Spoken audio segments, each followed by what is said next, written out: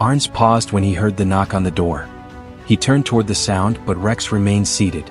Without getting up from his seat, Arnz called for the person to enter.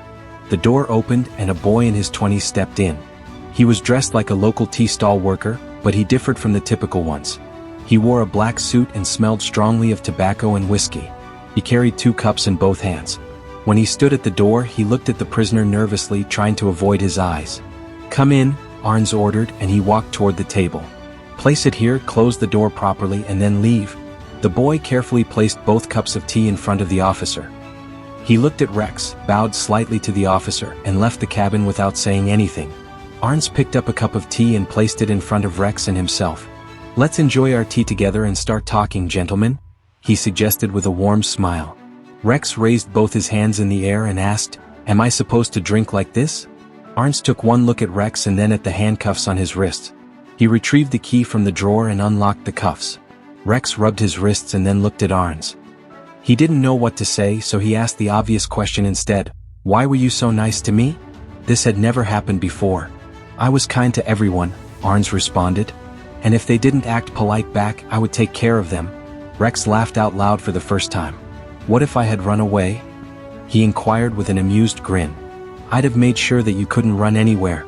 Arnz chuckled and added, "I had known you since childhood, and I knew you wouldn't go anywhere without proving your innocence. So, drink your tea calmly and tell me whether you were taking this case or not." Rex shook his head and took a sip from his cup. The hot tea burned his mouth. His skin felt tingly, and there was a warm sensation traveling through him. A moment later, he realized that this was all due to the alcohol he had consumed earlier.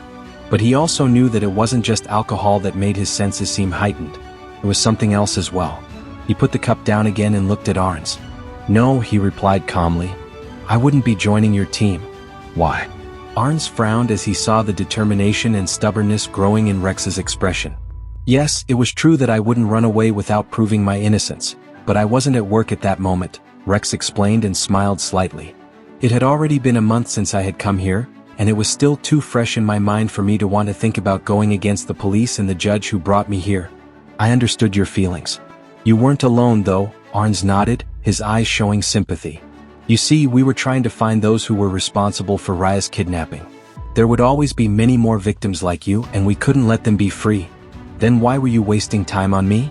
Rex asked and leaned back in his chair. Arnz hesitated a little longer than necessary before he answered. "We weren't wasting time, we were just trying to help you. As for your concern about the job..." Rex stopped Arnz mid-sentence and finished his statement. "I wasn't currently employed and had no desire to be, so I wasn't taking this case." "Rex." Arnz tried to persuade him again, but the young man continued as if he hadn't heard the words coming from his mouth. "By the way, the tea was fantastic," he remarked as he placed the empty cup on the table, picked up the handcuffs and exited the cabin. As Rex walked out, whistling, he found David standing in front of him.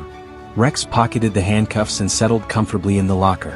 After closing the door, he turned around and smiled. "Hey David, what were you doing there?" David looked at him in confusion. "Lock the bars," Rex added. Everyone stopped their work and began to stare at him. He was acting like he hadn't killed his wife but had just brought a medal for the police force, John said with hatred, and then resumed his work.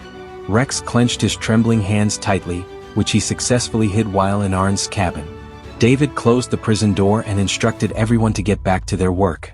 "I didn't know," he muttered quietly and sat on one of the benches. He rested his head on the wooden wall behind him and sighed heavily.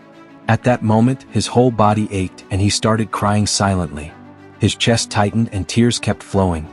He buried his face in his hands and closed his eyes. He needed a moment to gather himself. He could never be a killer. Never. Raya had taught him that life should be lived freely and without fear, and it would do them a favor if he followed the same rule. After Raya's disappearance, he felt afraid and lonely. Everything descended into chaos once more. He hated being alone, and although he was used to it after living in prison for almost a month, that feeling never really went away. Now, the emptiness he felt during those days was multiplied tenfold. No matter how many times he reminded himself of Raya, her absence seemed to be eating into him. Every hour he was awake seemed to stretch into a century. When he closed his eyes, he could see her smile and hear her laughter. The memories haunted him and tormented his nightmares. If Raya had survived, she would have been happy that he was alive and healthy. That was all she ever wanted to see whenever she was near. If she had only been here, she would have been able to stay with him until the end of their lives. But now, the universe was conspiring against him to punish him for everything. And the worst of the pain was that there was nothing he could do to change this. Rex slowly lifted his head. Even though he had cried so much, there were a few drops in his eyelashes. Those drops made his dark irises shine brightly. The white light shone like a deep pool reflecting everything in the world around it. He looked straight ahead. He couldn't bear looking at anyone anymore. What was happening right now, even the people working next to him, wasn't worth thinking about anymore. All that mattered was finding a solution and making sure that no one else was involved in his misery. He had a strong feeling that he wouldn't be able to sleep well that night. He would be forced to spend hours staring at the ceiling, listening to the sounds of the night. He would try to distract himself by reading some books, but they would soon turn into trashy romance novels that he couldn't read for any reason. His thoughts returned to Raya's abduction. What would he have done if the kidnappers had decided to keep her prisoner forever? He couldn't imagine life without her. He knew that they would eventually kill her. And that realization saddened him deeply. It didn't help that every time he saw her picture, he could feel how much he missed her. What happened? You came home early today? Arnz's wife asked as he entered the house. Looking quite upset, he handed his police coat to her and sank onto the sofa. She placed her hand on his forehead and checked his temperature. Thank God you didn't have a fever. But why did you look so dull? She questioned. He didn't respond. How was the trial? She asked again. Terrible, Arnz sighed. Was it serious? Did they convict him? Yes, of course they did. But it's over now. She waited patiently for him to continue, but he remained silent. What happened? She inquired, her concern evident. Is something bothering you? Rex had refused to take the case, Maya, Arnz replied in a low voice. Maya took a deep breath and fell silent. Arnz began to press his forehead with his hand. I didn't know if this was the right decision. He was very adamant about it. If you thought it was worth a try, let me talk to him. After all, we had been friends since childhood. Maybe he would honor that friendship, Maya said. Arnz remained silent. Whatever happened to Raya, I was heartbroken too. She wasn't just his wife, she was my sister. My only sister. My only blood relation in this world, and I couldn't save her. But should we stop living now? Will torturing ourselves like this bring her back? She added. Arnz sighed again. He stared down and looked into his lap. For a while, both of them sat in silence. Arnz raised his gaze and looked at his wife. Her honey-brown eyes reflected the soft candlelight.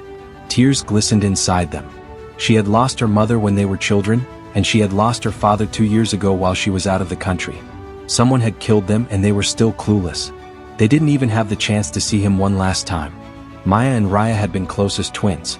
And now Raya, Arnz felt guilty knowing how much she suffered because of this. It was easy to say, Maya, Arnz said, sitting up straight on the sofa and taking her hands in his. I knew you were also heartbroken over Raya. I didn't want to keep bringing her up, but what could I do? Maya looked at him in silence for a moment. The candlelight was shining through the window behind them and highlighted the tears running down her cheeks. Then she lowered her eyes and shook her head. I'm sorry, Arnz. I was scared. Don't be afraid, Arnz replied. There was still hope. We would figure something out together. We would go through with the plan just like we had done 100 times already. Maya wiped her tears off her cheeks and nodded. She's gone far away but hasn't truly left our lives. And Rex, my childhood friend, my brother, I couldn't bear to see him suffer, and neither could you. But tell me, what could I do to help bring her back into our lives? Arnz asked, hugging Maya and rubbing circles into her back, the same way she often used to comfort him when he cried. She sniffed. I'm sorry, it was stupid of me. It's okay, Arnz replied. But I promised you this, if the situation called for it, I would find out who did this to Rex. She nodded. Thank you, Arnz, I meant it. Well, I was going to study. Don't let anyone in, Arnz said, regaining his composure. And the food? I wasn't hungry. But you should eat and not starve yourself because of me, Maya, Arnz said calmly. Okay, good night then. Let me know if you need anything, she smiled lightly. Arnz gave her a brief nod, turned around and walked toward his study room. Watching him leave, Maya's worry deepened. She was torn between grieving for her sister and concern for her husband. It was a dilemma she hadn't faced before, and she didn't know if there was something she could do. She knew that Rex was suffering terribly, and the only thing she could do to help him would be to show him kindness and care. Unfortunately, she didn't know what kind of help he needed most right now. As far as she knew, he had tried everything, but it always ended the same way. As Arnz stepped into his private office, he locked the door behind him. The first thing he noticed was the empty bottle of whiskey that sat on top of his desk. He picked up the bottle and brought it closer to his nose. A strong aroma immediately enveloped him, and he inhaled deeply as it filled his lungs. He took another gulp from the bottle and walked toward the cabinet where the keys were. Unlocking it, he pulled the drawer open. He searched carefully until he finally found them under a mess of papers. He took out the keys and opened the small drawer which contained the case he had received last week. He placed the case on his table and took a good long look at its contents. Within an hour, his study room looked like a battlefield. There were stacks of folders and files everywhere. The pictures he kept inside the folder were scattered across the floor, along with paper clips and other random objects that he had thrown to the ground during his search for the files. He kicked the pile of papers under his feet to the side and sat down in front of the pictures that were spread out on the floor. These photos were taken from the crime scene, showing the bodies of 7 people hanging.